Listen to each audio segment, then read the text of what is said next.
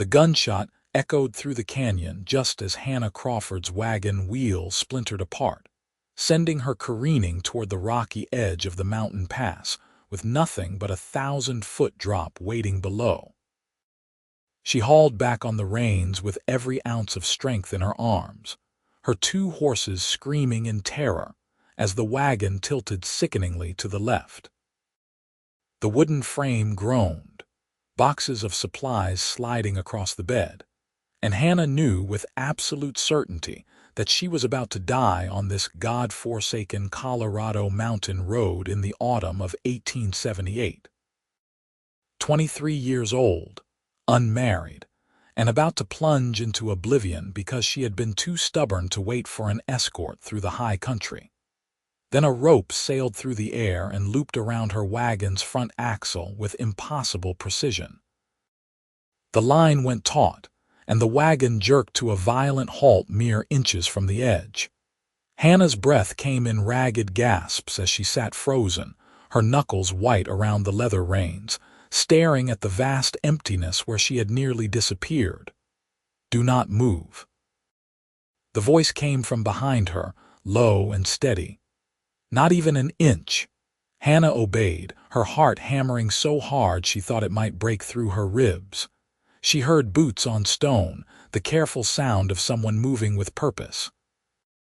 Then a figure appeared at the edge of her vision, a man leading a massive sorrel horse, the rope extending from his saddle horn to her wagon.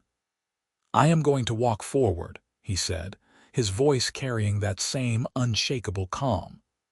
"My horse is going to pull your wagon back from the edge. When I tell you, release the brake very slowly. Can you do that?" "Yes," Hannah managed, though her voice sounded nothing like her own. The man was tall and lean, dressed in worn denim and a dusty brown hat that shadowed his face. He moved to his horse's head, one hand on the bridle, and began walking backward, coaxing the animal to pull. The rope creaked, and Hannah felt the wagon begin to shift away from the precipice. "Now," he called. "The brake." She released it with trembling hands, and the wagon rolled backward onto solid ground, away from death, away from the edge. When all four wheels sat firmly on the road, the man secured his horse and walked to her side of the wagon. He looked up at her, and Hannah saw his face properly for the first time. He was perhaps 26 or 27, with sun-darkened skin and eyes the color of creek water in summer, green, brown, and clear. A few days' worth of stubble shadowed his jaw, and when he pushed his hat back, she saw dark hair curling against his forehead. He was not handsome in any conventional sense, his features too angular, his nose slightly crooked as though it had been broken, but there was something arresting about him, something that made her unable to look away. "Are you hurt?" he asked. Hannah shook her head, not trusting her voice yet. He studied her for a moment longer, then moved to examine her wagon. His hands traced the shattered wheel with practiced efficiency. "This is not going anywhere. The axle is cracked too." "I know," Hannah said, finding her voice again. It came out steadier than she expected. "I heard something break before the wheel went. I thought I could make it to Georgetown if I went slowly." "Georgetown is still 8 miles up this pass," the man said, straightening. "You would not have made it half a mile." He paused, his eyes scanning the canyon walls above them. "That gunshot. You see who fired it?" "No. I assumed it was a hunter." His expression suggested he did not share that assumption, but he said nothing more about it. Instead, he looked at her wagon bed, taking in the carefully packed supplies, the trunks, the wooden crates marked with her father's mercantile stamp. "You are moving your whole life up that mountain." "My father's store," Hannah said. "He died 3 weeks ago. Heart gave out. I am taking over the business in Georgetown. He had been managing it remotely from Denver, but I need to be there in person." Something shifted in the man's expression, a flicker of sympathy quickly masked. "I am sorry for your loss. Thank you." Hannah climbed down from the wagon, grateful to feel solid ground beneath her boots. Her legs shook only slightly. "I suppose I should thank you for saving my life as well. I am Hannah Crawford." "Jacob Anderson," he said, tipping his hat. "And you are welcome, though I would feel better about it if I knew you had a plan for getting the rest of the way to Georgetown." Hannah looked at her ruined wagon, at the supplies that represented her entire future, and felt the weight of her situation settle over her like a lead blanket. She had spent nearly all her money purchasing these goods, restocking her father's depleted inventory. She had no funds to hire someone to repair the wagon, no means to transport everything, and winter was coming to the high country. If she did not open the store soon, she would lose everything. Jacob Anderson watched her, and she had the uncomfortable feeling that he could read every thought crossing her face. "You have money for repairs?" he asked. "No," Hannah admitted, because there seemed little point in lying. "I used everything I had to buy inventory. I was counting on getting to Georgetown and opening the store immediately." He was silent for a long moment, his gaze moving from her to the wagon and back again. Then he did something that surprised her. He removed his hat and ran a hand through his hair, a gesture that seemed uncharacteristically uncertain for a man who had just calmly rescued her from certain death. "I have a proposition," he said finally. "Though I am not certain you will like it. I am listening. I have a ranch about 3 miles from here, down in the valley. Small operation, just me and some cattle and horses I am trying to establish. I have a wagon and team that could haul your goods to Georgetown, and I know enough about carpentry to repair your wagon for sale or keeping.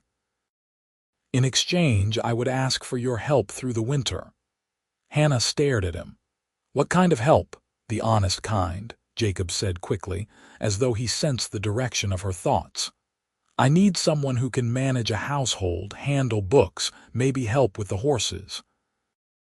I am decent with cattle and breaking broncs, but I am a poor cook and worse at record keeping. My ranch is barely holding together because I spend so much time on the work that I neglect everything else. I cannot afford to hire help, and you cannot afford to pay for transport and repairs. So we trade. You give me the winter, helping get my operation in order, and I will get you and your goods safely to Georgetown come spring. Room and board included, naturally." It was a practical offer, Hannah had to admit. It solved her immediate problem and gave her time to plan properly for opening her father's store. But spending a winter on an isolated ranch with a strange man, even under the most proper of circumstances, would destroy her reputation if anyone found out.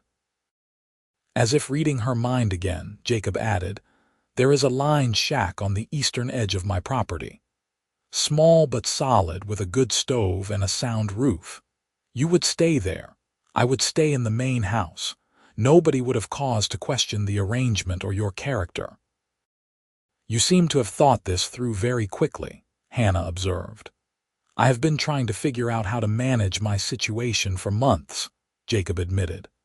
"When I saw you nearly go over that edge and then heard your circumstances, it seemed like providence, or desperation on both our parts." He met her eyes directly. "I give you my word that you would be safe and that I would honor the agreement.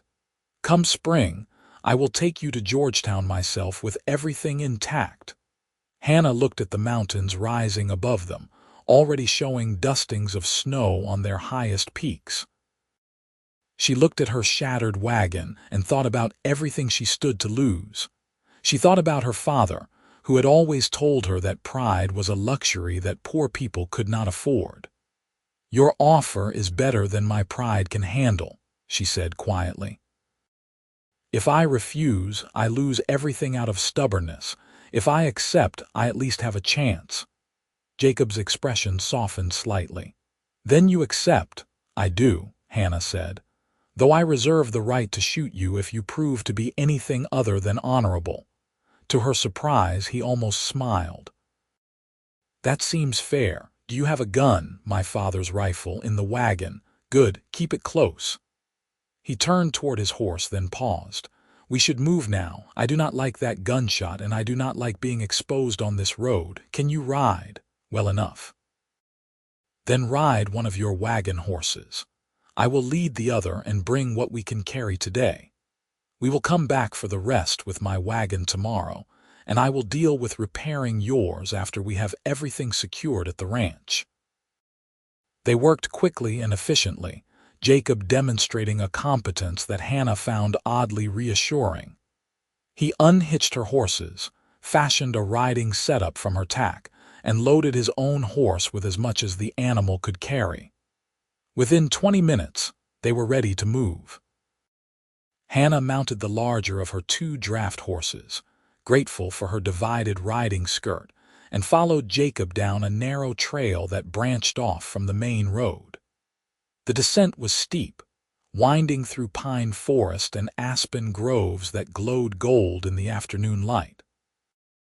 Neither of them spoke much, but Hannah found herself watching the way Jacob moved, the quiet confidence in how he navigated the terrain and managed the horses. The valley opened up below them like a secret, a broad sweep of grassland bordered by timber and cut through by a silver thread of creek. A cabin stood near the water, small but well-built, with smoke already rising from its chimney. Corrals and a barn spread out behind it, and Hannah could see cattle grazing in the distance, dark shapes against the golden grass. "It is not much," Jacob said as they approached, "but it is mine. Bought it 2 years ago and have been building it up since." "It is beautiful," Hannah said, and meant it. There was something honest about the place, something that spoke of hard work and hope. Jacob glanced at her, surprise flickering across his face, but he said nothing. They rode to the barn, where he helped her dismount and began unsaddling the horses with practiced movements. "The line shack is about a mile east, following the creek. We will ride out there so you can see it, make sure it is acceptable." "I trust your judgment," Hannah said. "If you say it is livable, I believe you." He paused in his work, studying her with those clear eyes. "You are taking a considerable risk, trusting a stranger like this." "No more than you are," Hannah pointed out. "You do not know anything about me either. I could be terrible at bookkeeping. I might burn every meal I cook. Can you actually cook?" "Yes. My mother made sure of it before she passed." "Can you actually do carpentry?" "Yes. My father made sure of it before he passed." Jacob's mouth quirked in something that was almost a smile. "I suppose we are both orphans making our way." "I suppose we are." They rode out to the line shack as the sun began its descent toward the mountain peaks. The small structure sat in a clearing near the creek, built solid from squared logs with a stone chimney and real glass windows.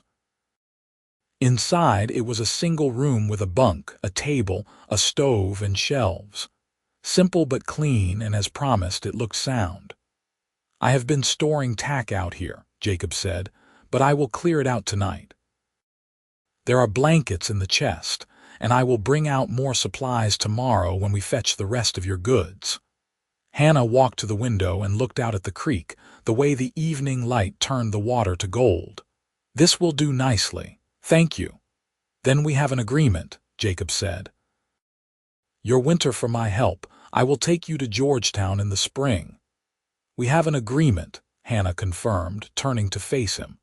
She extended her hand, and after a moment's hesitation, he shook it. His palm was calloused and warm, his grip firm but not crushing. They rode back to the main cabin as twilight settled over the valley. Jacob started dinner while Hannah unpacked the supplies they had brought, moving around each other in the small space with unexpected ease. He had not been exaggerating about his cooking skills. The bacon burned and the biscuits came out hard as rocks, but Hannah said nothing.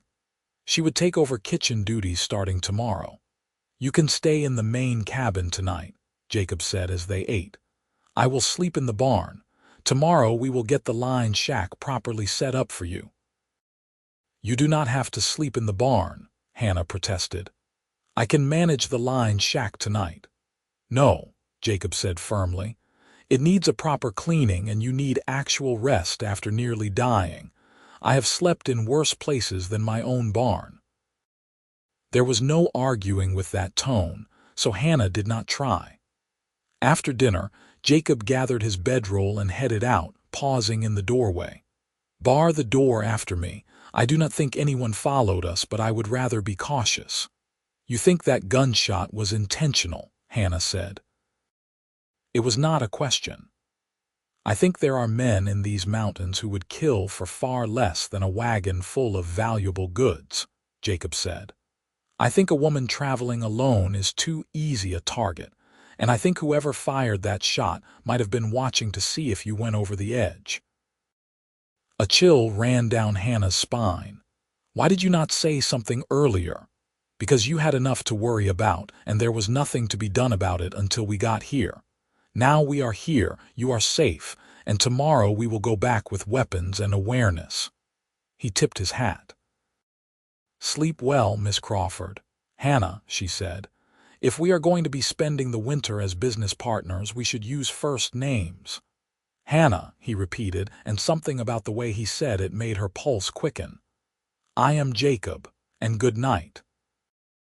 After he left, Hannah barred the door and stood in the center of the cabin, trying to process everything that had happened in the span of a few hours.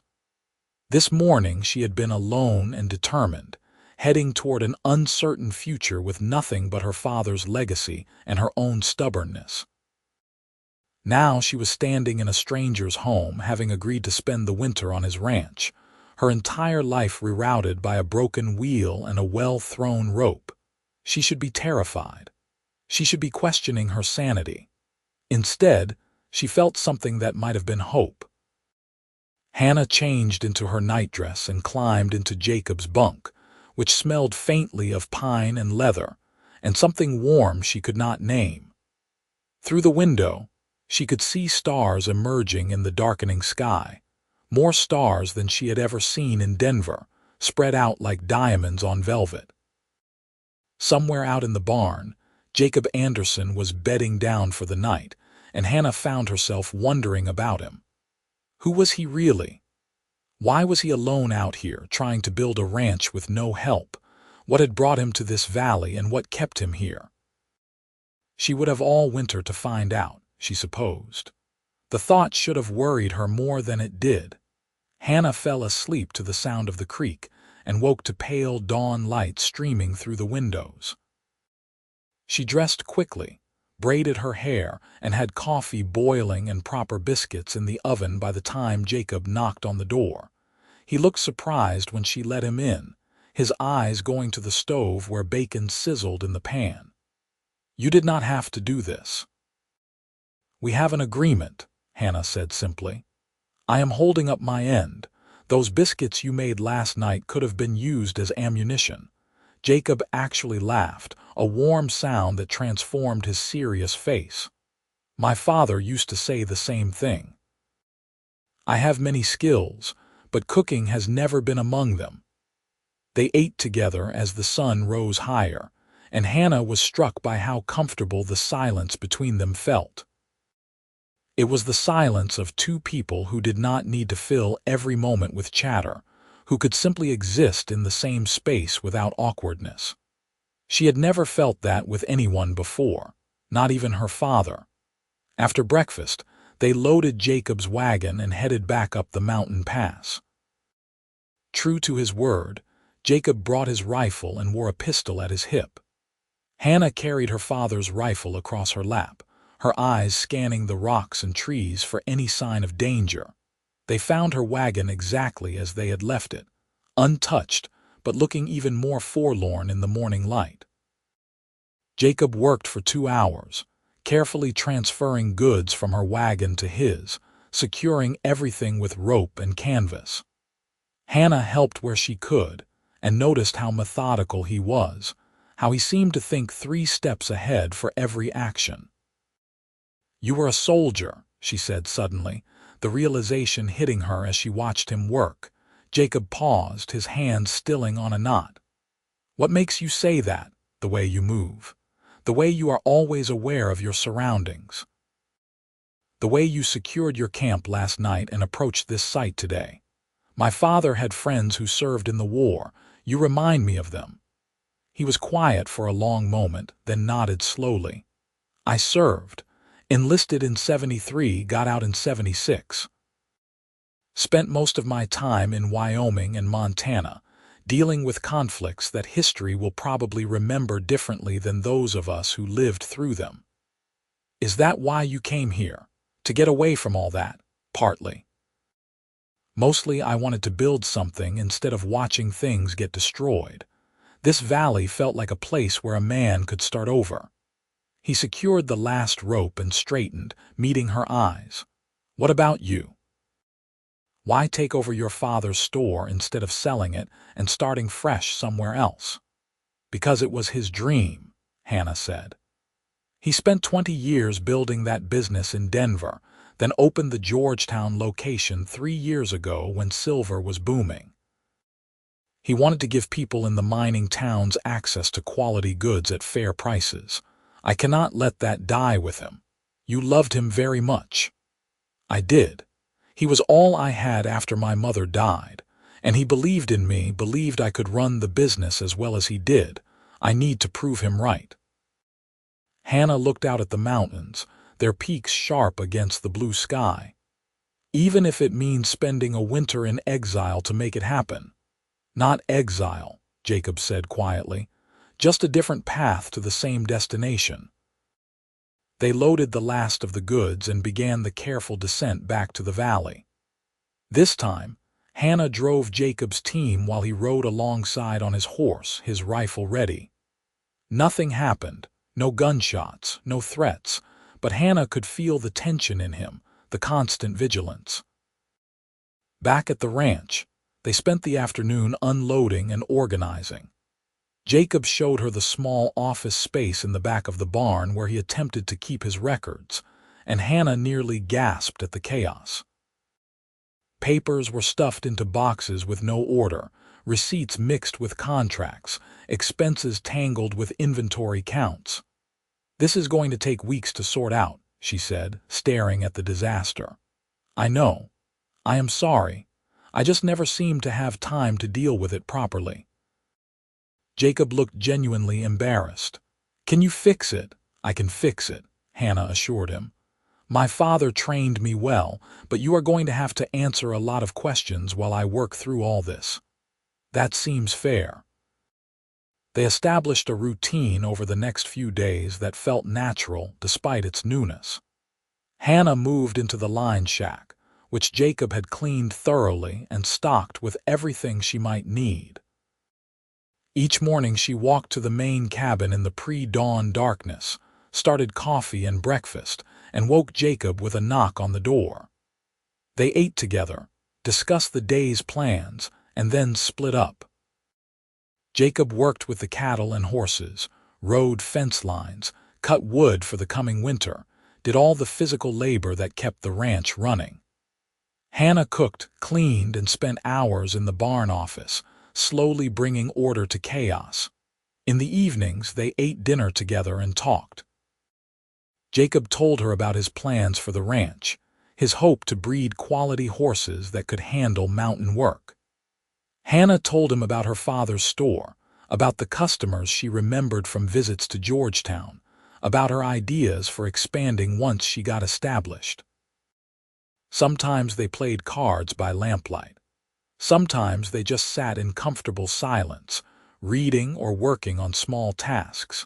Hannah found herself looking forward to these evenings more than she wanted to admit. Jacob was unlike any man she had known.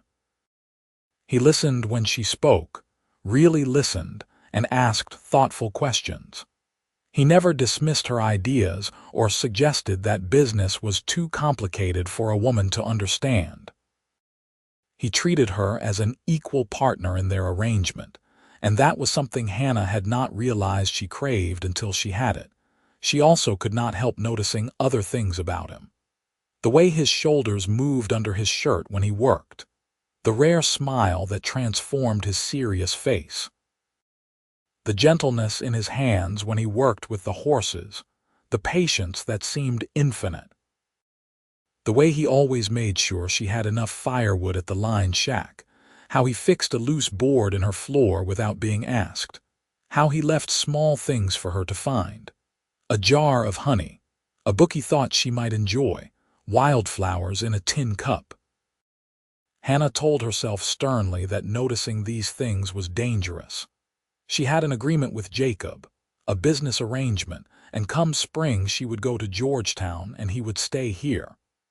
Getting attached would only complicate everything, but her heart, it seemed, did not care much for logic. 3 weeks into their arrangement, the first real snow came. Hannah woke to find her world transformed, everything white and silent and beautiful. She bundled up and made her way to the main cabin, her boots crunching through fresh powder, and found Jacob already up and dressed for cold weather. "I need to check on the cattle, make sure they found shelter," he said as they ate breakfast. "It will take most of the day. You should stay inside, keep the fires going." "I can help," Hannah offered. "I know how to ride in snow." Jacob hesitated, and she could see the war in his expression, the desire to keep her safe fighting with the knowledge that he could use the help. Finally, he nodded. "Dress warm. We will be out for hours." They rode out together into a landscape of white and gray, following the creek up into the timber where Jacob thought the cattle might have congregated. The snow continued falling, soft and steady, muffling sound and limiting visibility. Hannah stayed close to Jacob, trusting him to navigate, and tried not to think about how easy it would be to get lost in this vastness. They found the cattle in a sheltered valley, huddled under the trees and looking miserable but alive. Jacob counted them carefully, his lips moving silently, and nodded with satisfaction. "All here. They should be fine if the storm does not last too long." On the ride back, the wind picked up and the snow began falling harder. What had been a peaceful snowfall became something meaner, snow driving horizontally, stinging exposed skin. Hannah pulled her scarf higher and focused on following Jacob's horse, which was barely visible through the white. Then her horse stepped wrong, its hoof finding ice beneath the snow, and suddenly Hannah was falling. She hit hard, the impact knocking the wind from her lungs, and for a disorienting moment she could not tell up from down. Then Jacob was there, his hands on her shoulders, his face close to hers. "Are you hurt? Hannah, look at me. Are you hurt?" "I am fine," she gasped, though her ribs ached and her pride ached worse. "Just fell wrong." Jacob helped her stand, checked her over with quick, efficient movements that reminded her again of his military training. Satisfied that nothing was broken, he retrieved her horse, which had stopped a few yards away, and turned back to her with a grim expression. "We are not making it back to the ranch in this," he said. "We need shelter now." "Where?" "There is an old line shack about a mile north. Previous owner built it. I have been meaning to tear it down, but if it is still standing, it will save our lives right now." They mounted up, and Jacob led them through the storm with single-minded determination. Hannah had no idea how he could navigate when she could barely see 10 feet ahead, but she trusted him completely. And sure enough, a dark shape emerged from the white, a small structure barely larger than a shed, but solid. Jacob got them inside, then went back out to secure the horses in a lean-to attached to the shack. Hannah looked around the tiny space. It held a broken stove, a pile of old wood, a shelf, and nothing else. Cold seeped through gaps in the walls, and she could see daylight through cracks in the roof. Jacob came back in covered with snow, which he brushed off before examining the stove. "It will work, barely. Help me get a fire going." They worked together, feeding kindling into the old stove, coaxing flame to life. Gradually, blessedly, warmth began to fill the small space. Jacob checked the horses again, brought their saddles and gear inside, and barricaded the door as best he could against the wind. "How long will we be stuck here?" Hannah asked, trying not to show how nervous she was. "Could be hours, could be overnight. These mountain storms are unpredictable." Jacob looked at her seriously. "I am sorry. I should not have let you come. If I had come alone, you would be safe and warm at the ranch right now." "If you had come alone, I would be worried sick wondering if you were safe," Hannah said. "At least this way I know." Something flickered in his eyes, an emotion she could not quite name. He opened his mouth as if to say something, then seemed to think better of it and turned to arrange their saddles into makeshift seats. They sat close to the stove as the storm raged outside, the wind howling like something alive. Time stretched and compressed strangely in that tiny space, measured only by the need to feed the fire and the slow shift of light through the cracks. They talked to pass the hours, and somehow the conversation went deeper than it ever had before.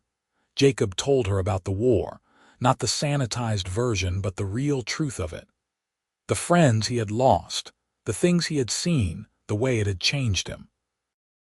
The nightmares that still woke him sometimes, the guilt that came with surviving when so many had not.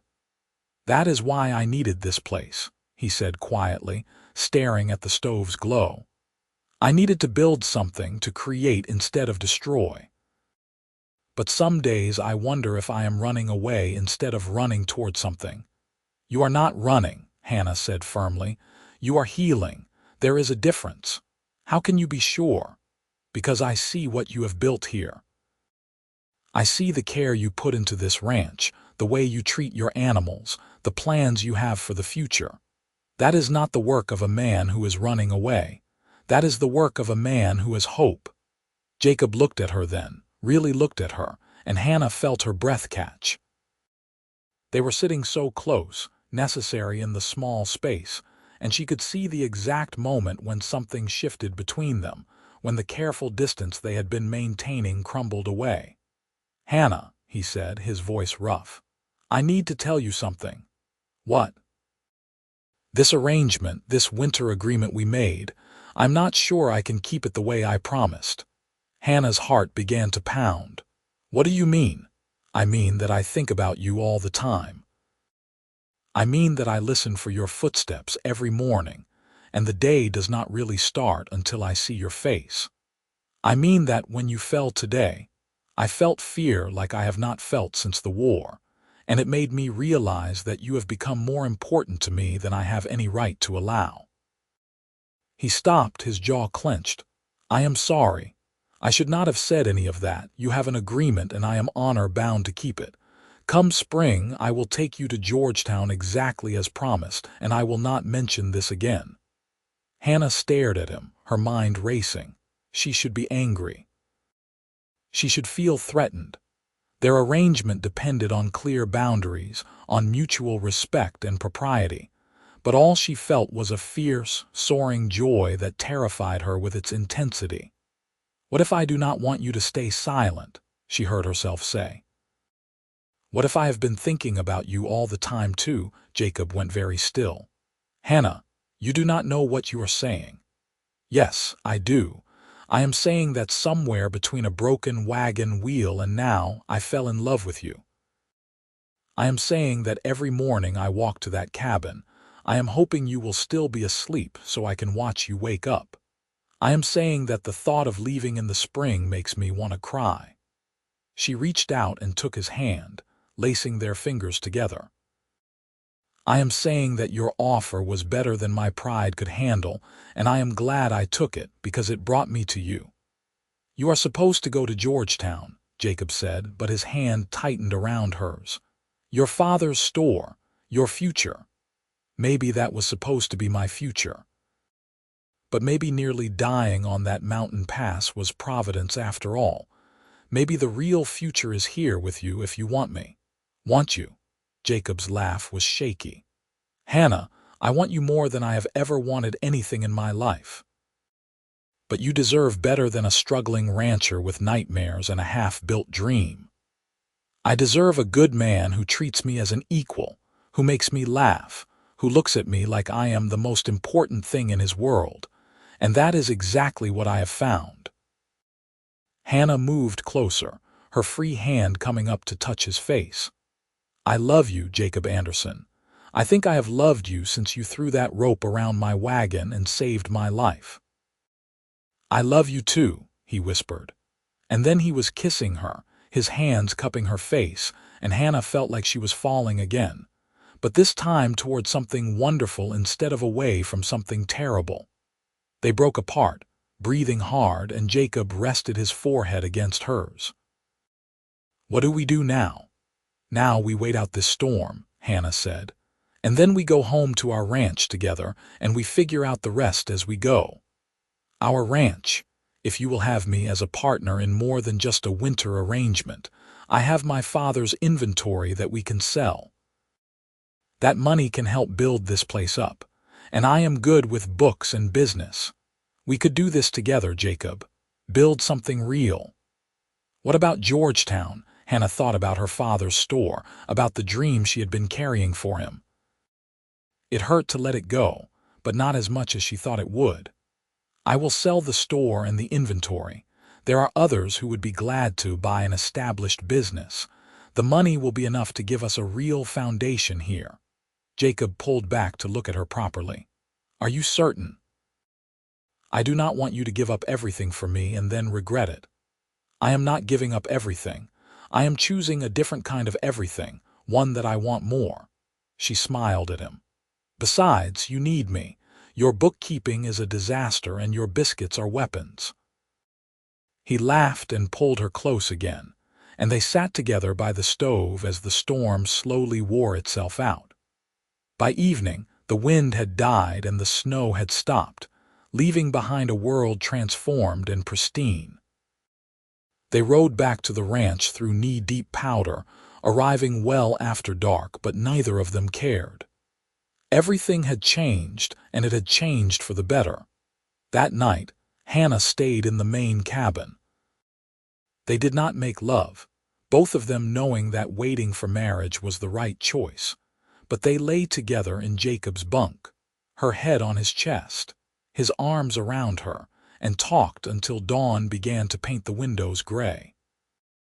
"I never thought I would find this," Jacob said quietly, his hand stroking her hair. "After the war, after everything I saw, I thought maybe I was too broken for love." "You are not broken," Hannah said. "You are healing, and I get to be part of that. We get to heal together." "When should we marry?" "As soon as possible. I do not want to wait." "Neither do I, but there is the matter of propriety. We should probably wait until spring, have a proper wedding, do things right." Hannah propped herself up to look at him. "Or we could ride to Georgetown tomorrow, find a preacher, and get married immediately. Then there would be nothing improper about me living here with you." Jacob's eyes crinkled with amusement. "You have an answer for everything, do not you? I have learned that life is short and unpredictable. When you find something real, you hold on to it." She kissed him softly. "Marry me, Jacob, tomorrow at dawn or as soon after as we can manage." "Yes," he said simply. "Yes, I will marry you at dawn." They rode to Georgetown 2 days later after the snow had settled and the pass was safe. It was Hannah's first sight of the town that was supposed to have been her home, a cluster of buildings clinging to the mountainside, surrounded by mine works and covered in fresh snow. They found the preacher at a small church on the main street, and he agreed to marry them immediately, requiring only a small fee and 2 witnesses, which they found among the congregants who happened to be there. Hannah Crawford became Hannah Anderson in a ceremony that lasted 10 minutes, wearing the same divided riding skirt she had been wearing when they met, with no flowers, no music, and no family. But when Jacob slipped a simple gold band onto her finger and kissed her to seal their vows, Hannah felt happier than she had ever felt in her life. They spent their wedding night at the Georgetown Hotel, in a room that was modest but clean, and finally allowed themselves the full expression of their love. Jacob was gentle and patient, mindful of Hannah's innocence, and she discovered that desire was a language she could speak fluently with him. They loved each other through the night and into the dawn, and when the sun rose over the mountains, Hannah stood at the window wrapped in a sheet and smiled. "What are you thinking?" Jacob asked, coming to stand behind her, his arms circling her waist. "I am thinking about what you said when we first met, about how Providence brought us together. I believe you were right. I am grateful every day for that broken wagon wheel. So am I." Hannah turned in his arms. "Now we need to go see my father's store and arrange its sale. And then we need to go home and build our life together." Selling the Georgetown store took 3 weeks of negotiation, but Hannah drove a hard bargain and got a fair price from a businessman who saw the opportunity she was offering. The inventory from her father's warehouse sold separately for nearly as much again. By the time they rode back down to the valley, winter had settled in earnest, and they carried with them enough money to secure the ranch's future. The winter that followed was the happiest time of Hannah's life. She and Jacob worked side by side every day, building their dream together. They bought more cattle, improved the barn, started breeding horses from Jacob's stock with quality mares they purchased with their new capital. Hannah's bookkeeping transformed the ranch's operations, revealing inefficiencies and opportunities that Jacob had never seen. Together, they were stronger and smarter than either could have been alone. They also simply enjoyed each other. Jacob taught Hannah to shoot properly, to track animals in the snow, to read weather in the sky. Hannah taught Jacob to cook edible meals, to keep a house that felt like a home, to laugh more freely. They played in the snow like children, made love like newlyweds, and talked for hours about their past and their future. One evening in January, as they sat by the fire after dinner, Jacob set aside the harness he was mending and looked at Hannah seriously. "I need to thank you properly." "For what?" "For taking my offer, for giving up Georgetown, for choosing this life, this ranch, me. You could have refused, you know. You could have found another way, and you would be running your father's store right now, instead of freezing in a valley with a former soldier who still wakes up screaming sometimes. You have not had a nightmare in 2 months, Hannah pointed out gently. Because of you. Because you make me feel safe enough to actually rest." Jacob reached out and took her hand. "Your offer was better than my pride could handle. I should have said that from the beginning. You offered me partnership, love, a future I did not dare dream about. And I took it, and I am grateful every single day." "We saved each other," Hannah said. "You saved me from falling off that mountain, and I saved you from isolation and loneliness. That is what partners do." "Partners," Jacob repeated, smiling. "I like that word. So do I." Spring came slowly to the high country, the snow melting in gradual increments, the valley transforming from white to brown to green. Hannah discovered she was pregnant in April. Confirmed by a doctor, they rode to Georgetown to see. Jacob received the news with a joy so profound he could barely speak, just held her and kissed her and whispered thank you over and over.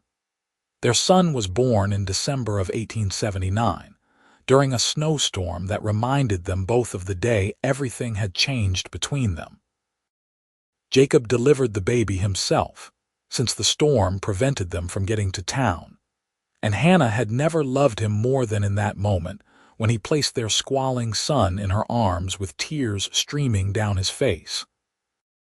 They named him Samuel, after Hannah's father, and he had Jacob's eyes and Hannah's determination. He was perfect. The ranch prospered over the next several years. Jacob's reputation as a horse breeder grew, and buyers came from all over Colorado to purchase his animals.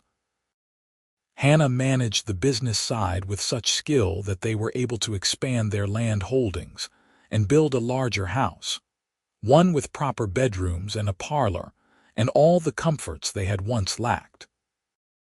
2 more children followed Samuel, a daughter named Grace in 1882, and another son named Thomas in 1885. The valley rang with children's laughter, and the ranch house always smelled of Hannah's cooking and fresh bread and the wildflowers that Jacob still brought her regularly. On their 10th wedding anniversary, Jacob surprised Hannah with a gift. He led her to the barn, where a beautifully restored wagon stood, its wheels sturdy and its bed freshly painted. Hannah walked around it slowly, then stopped when she saw the brass plate he had attached to the side.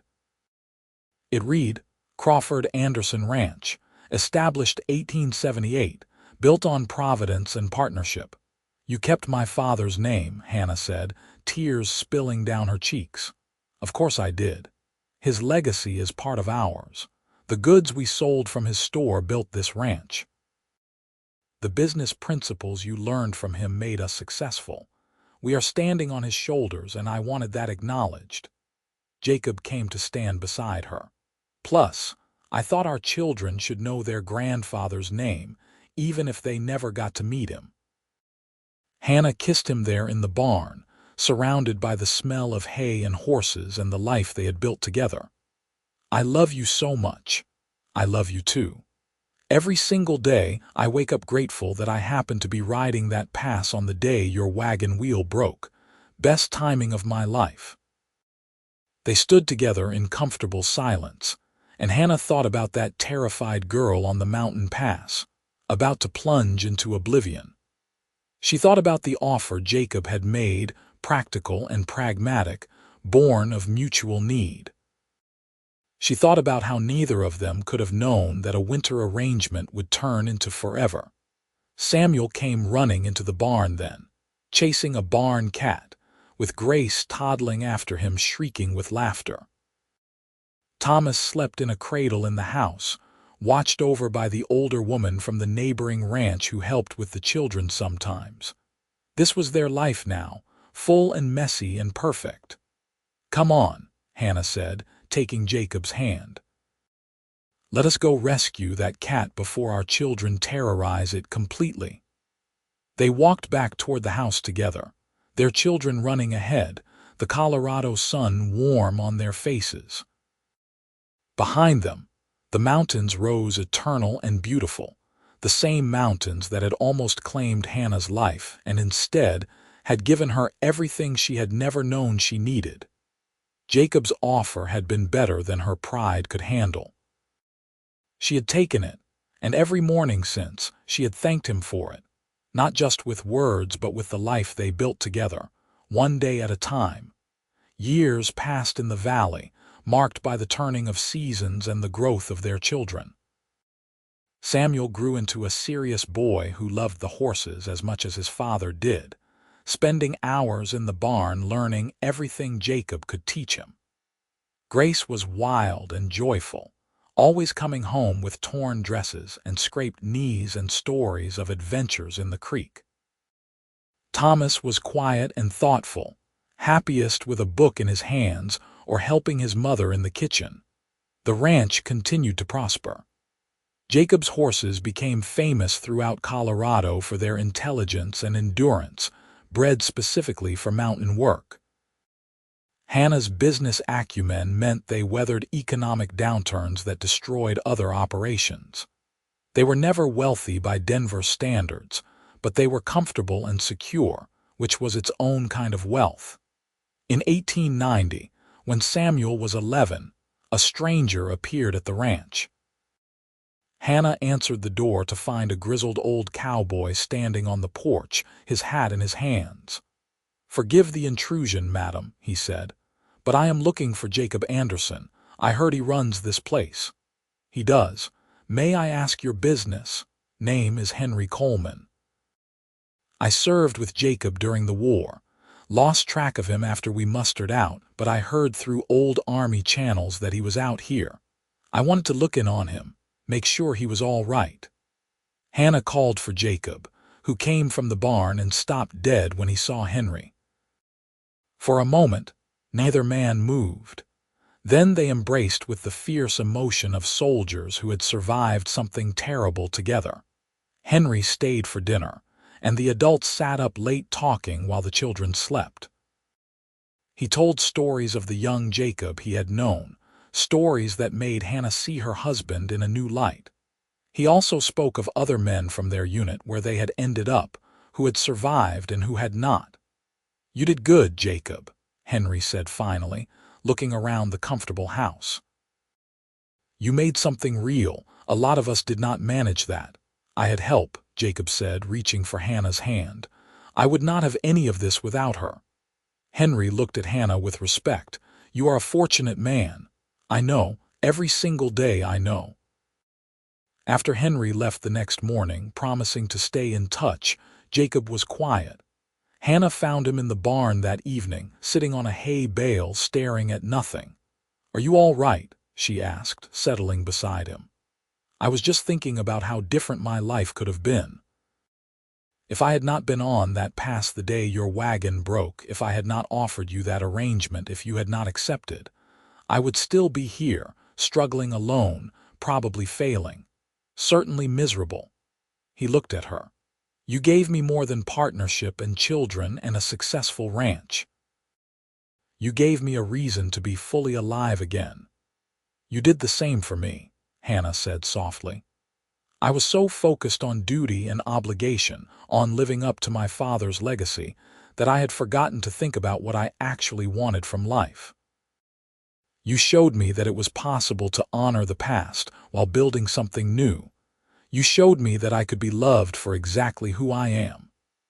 They sat together until the stars came out, and Hannah reflected on the strange and wonderful path her life had taken. She had come to Colorado expecting one future and found another entirely, and it was so much better than anything she could have planned. In 1895, when Samuel was 16, he asked his parents to tell him the full story of how they met. They sat him down, along with Grace and Thomas, and told them everything. About the broken wagon wheel, the offer, the winter arrangement that became a marriage, about choosing love over pride, partnership over independence, a shared future over separate dreams. "So you almost died, Ma?" Grace asked, her eyes wide. "I did. Your father saved my life." "And then you saved his," Samuel said thoughtfully. "Not from death, but from loneliness." "We saved each other," Jacob corrected gently. "That is what people who love each other do. They make each other stronger and better and happier than they could be alone." Thomas, who was 10, had been listening carefully. Now he asked, "Do you ever regret it, Ma, giving up grandfather's store?" Hannah thought about that question seriously. "No," she said finally. "I thought I would. I thought it would always hurt, having given up that dream. But this ranch, this family, your father, these became my dream, and it is a better dream than the one I started with." In 1898, tragedy struck when a late spring blizzard caught Jacob out checking fence lines. He made it home, but barely, with frostbite on his hands and feet. The doctor said he would recover fully, but it would take time and care. Hannah nursed him through the worst of it, sitting by his bedside through long nights, applying salves and changing bandages, and refusing to let him give in to the pain. Samuel took over running the ranch with surprising competence, showing that he had learned his lessons well. Grace and Thomas helped their mother, fetching water and supplies and keeping the house running. During one particularly bad night, Jacob's fever spiked and he became delirious, muttering about the war and snow and death. Hannah held his hand and spoke to him steadily, anchoring him to the present. "You are home, Jacob. You are safe. We are all here and we are not going anywhere. You survived war and loss and loneliness, and you will survive this too. I love you. Your children love you, and we need you here with us." Jacob's eyes focused on her face, lucidity returning. "Hannah, I am here. If something happens to me, promise me you will be all right. Promise me you and the children will keep the ranch going, will keep building. "Nothing is going to happen to you," Hannah said firmly. "But yes, I promise." Though I would rather not test that promise for several more decades. Jacob smiled weakly. "Deal." He recovered slowly but surely, and by summer he was back to his old self, though his hands bore scars from the frostbite that would never fully fade. He moved more carefully now, aware of his mortality in a way he had not been before. One evening, watching the sunset from their porch while the children played in the yard, Jacob said, "I have been thinking." "About what?" "About slowing down. Samuel is ready to take on more responsibility. In fact, he has been ready for a while. What if we let him run the day-to-day operations, and you and I just serve as advisors? We could travel some, see more of the country, spend time with each other without always being exhausted from work." Hannah considered this. The idea of stepping back had never occurred to her, but now that Jacob mentioned it, it sounded appealing. They had spent 20 years building this ranch, pouring everything they had into it. Maybe it was time to enjoy the fruits of that labor. "I think that is a wonderful idea," she said. Samuel would do an excellent job, and Grace and Thomas could help him. It would be good for them to feel more ownership over the place. They made the transition gradually over the next year. Samuel proved himself more than capable, bringing his own ideas and innovations to the operation. Grace surprised everyone by showing a talent for horse training that matched her father's. Thomas, with his quiet mind and careful attention to detail, took over the bookkeeping from his mother and proved to be even better at it than she had been. Jacob and Hannah found themselves with something they had not had in 2 decades: time. They took trips to Denver, visited neighboring ranches, explored the mountains they had lived among for so long. They also simply spent time together, talking and reading and enjoying the life they had built. On a spring morning in 1902, they rode back up the mountain pass where they had first met. Hannah had wanted to see it again, to remember that pivotal moment when everything changed. They stopped at the place where her wagon had nearly gone over the edge. Someone had put up a warning marker since then, a wooden post with a painted sign cautioning travelers about the drop. Hannah dismounted and walked to the edge, looking down at the vast empty space that had almost claimed her life. Jacob came to stand beside her, his arm around her waist. "Do you remember every detail? I remember thinking this was how I was going to die, alone on a mountain, and how pointless it all seemed. And then you appeared with your rope and your calm voice, and suddenly I had a chance. I remember seeing you up on that wagon seat, your knuckles white on the reins, your face set with determination even though you must have been terrified. I remember thinking you were the bravest person I had ever seen. I was not brave. I was too scared to be anything but frozen. Sometimes being brave means being scared and doing what needs to be done anyway." Jacob turned her to face him. "You have been brave every day since. Brave enough to accept a stranger's offer. Brave enough to love a broken soldier. Brave enough to build a life from nothing but hope and hard work." "We built it together," Hannah said. "That is the important part. Neither of us could have done it alone." They stood together at the edge of that precipice, and Hannah thought about how many times over the past 24 years they had stood at various edges together. The edge of financial ruin when a harsh winter killed half their cattle.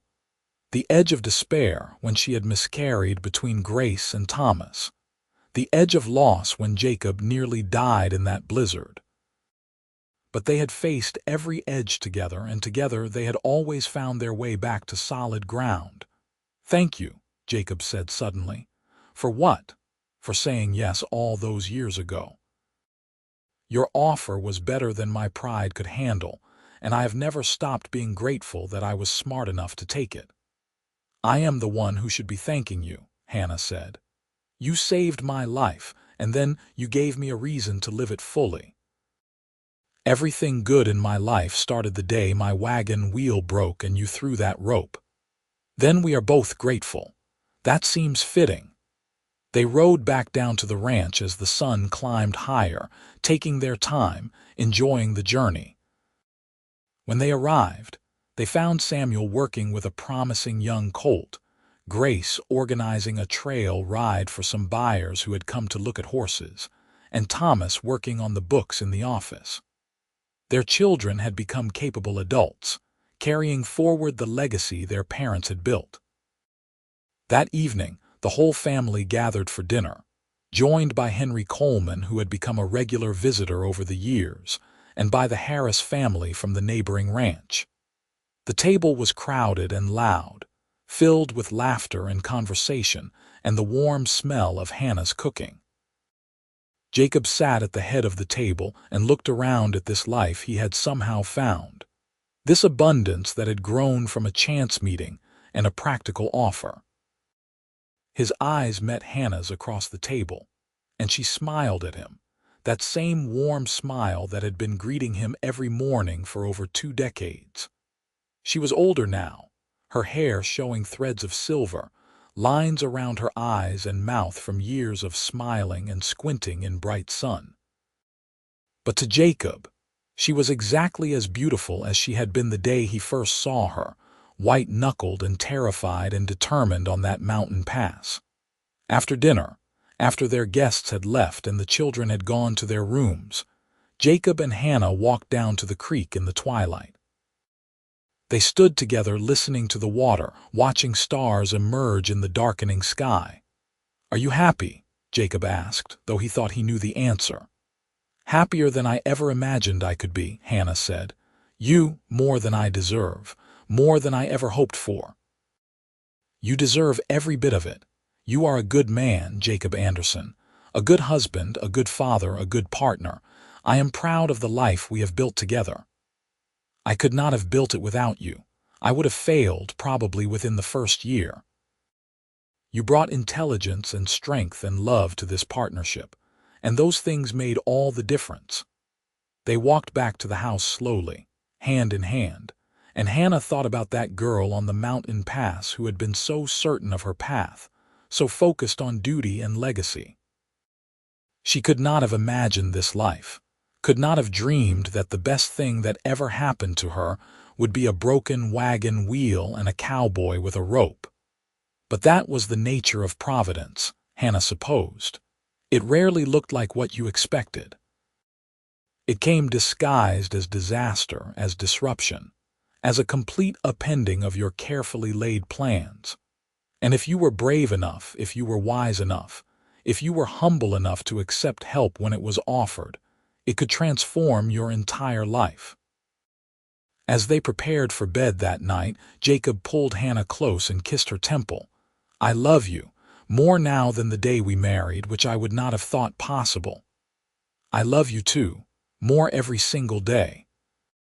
They fell asleep in each other's arms, as they had done for 24 years, and Hannah's last thought before sleep claimed her was a prayer of gratitude for broken wheels and offered hands, for cowboys with ropes and the courage to accept help, for providence and partnership and love that grew deeper with every passing year. The years continued to roll by, gentle and full.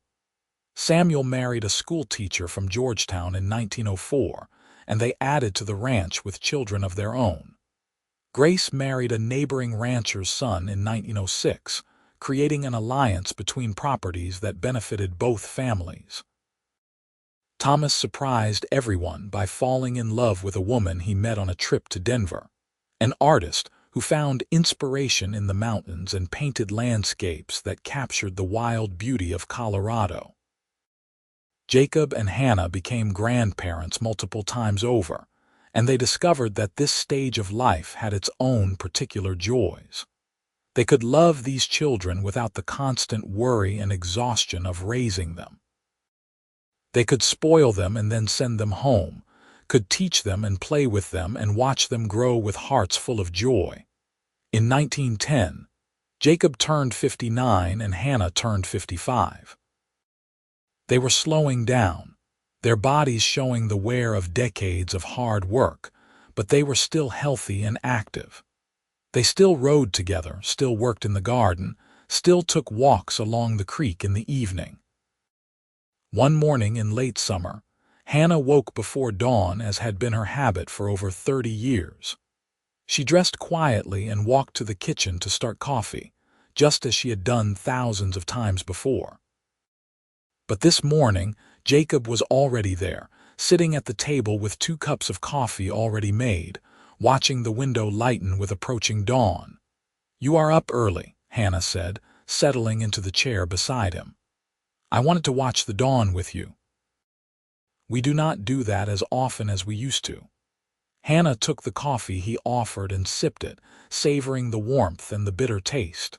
"Remember the first dawn after we decided to marry?" "I remember every dawn with you," Jacob said. "But yes, I especially remember that one." We rode to Georgetown in the morning light, certain we were doing the right thing, even though it was crazy and fast and completely improper by all conventional standards. "It was the rightest thing I ever did." "Me too." They sat in comfortable silence, watching the sky change from black to gray to pink to gold. The sun rose over the mountains, as it had done every morning of their marriage, constant and faithful, marking time and seasons and the steady progress of their shared life. "Hannah," Jacob said as full light filled the valley, "I want you to know something." "What?" "If I could go back to that day on the mountain pass, knowing everything that would happen, every hardship we would face, every challenge we would overcome, I would still throw that rope. I would still make that offer. I would still choose this life with you." Hannah felt tears prick her eyes. "So would I. I would still have that wagon wheel break. I would still accept your offer. I would still fall in love with you in a snowstorm and marry you at dawn and build this life with you. Every single time in every possible world I would choose you. Then we are both fortunate beyond measure." "Yes," Hannah agreed. "We are." They sat together as the ranch came to life around them, as their children and grandchildren stirred in various houses on the property, as the cattle and horses greeted the new day. This was their legacy, Hannah thought. Not just the land and the buildings and the successful business, but this family, this love, this proof that 2 broken people could heal each other and build something lasting. Jacob had saved her from falling off a mountain, but more than that, he had caught her as she fell into love, had built a life that made that fall worthwhile. And she had done the same for him, had offered him partnership and purpose, and a reason to believe in the future. His offer had been better than her pride could handle. Her love had been more than his loneliness could resist. And together, they had created something neither could have achieved alone. As the sun climbed higher, painting the valley in shades of gold and green, Hannah Anderson sat beside her husband of 32 years and felt perfectly, completely, entirely content. This was the life she had chosen, the life that had chosen her, and she would not change a single moment of it. She took Jacob's hand and he squeezed back, and they sat together watching their world wake up, grateful for broken wheels and thrown ropes, for storms and shelter, for offers taken and love given, for every dawn they had shared and all the dawns yet to come.